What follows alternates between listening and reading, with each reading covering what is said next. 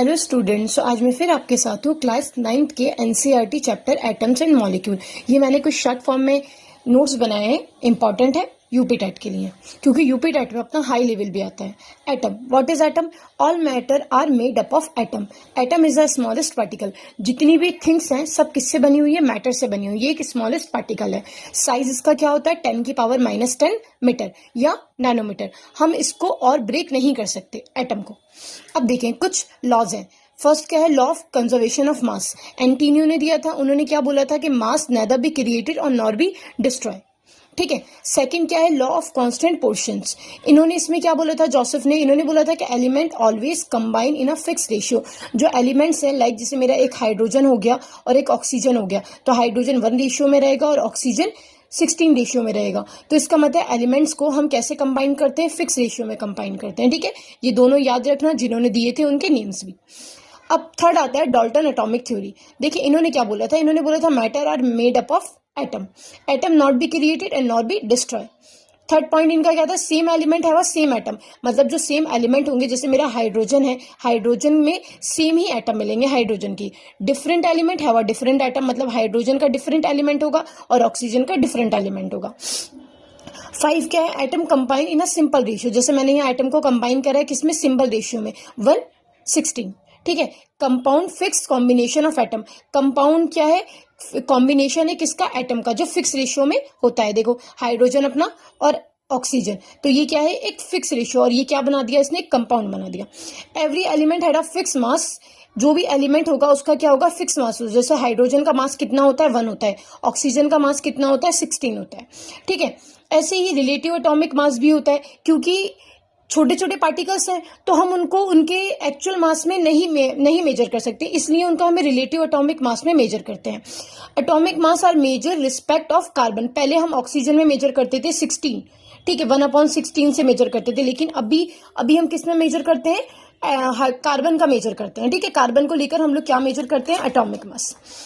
Look, molecule. Molecule क्या है? 2 and more atom group and chemically bonded. 2 से ज्यादा एटम्स का ग्रुप जो कैसे बॉन्ड होते हैं? केमिकली बॉन्डेड होते हैं, उनको क्या बोलते हैं? मॉलिक्यूल। और याद रखें, मॉलिक्यूल एग्जिस्ट करते हैं इंडिपेंडेंटली।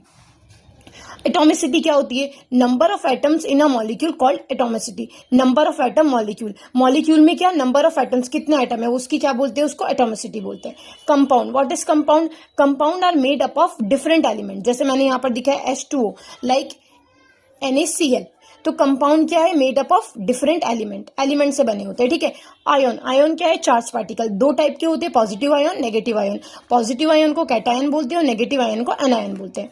पॉलीएटॉमिक आयन, ये क्या होते हैं? बहुत इंपॉर्टेंट है। A group of atom carrying charge called polyatomic ion. मतलब ऐसा ग्रुप जो क्या चार्ज करता हो, क्या उसके पास हो? कैरी करता हो, चार्ज कैरी करता हो। जैसे like OH-, NO3-। So this is called polyatomic ion. जैसे यहाँ पर Na+Cl-। So this is called polyatomic ion. Binary compound क्या होते हैं? Made up of 2 different element.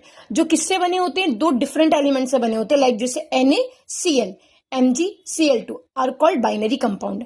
अब देखें 2 इंपॉर्टेंट ये topics. Molecular mass, what is molecular मास?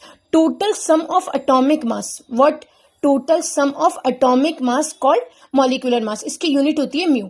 जैसे H2O है तो H मेरे पास यहाँ कितने हैं? 2। ऑक्सीजन मेरे पास कितना है? 1। तो मुझे इसका क्या निकालना है? सम ऑफ एटॉमिक मास। तो हाइड्रोजन का एटॉमिक मास कितना होता है? 1। ऑक्सीजन का एटॉमिक मास कितना होता है? 16। तो दोनों को प्लस कर दो, 2 से मल्टीप्लाई करेंगे क्योंकि हाइड्रोजन कितने? 2। तो 212 + 16 = 18 म्यू।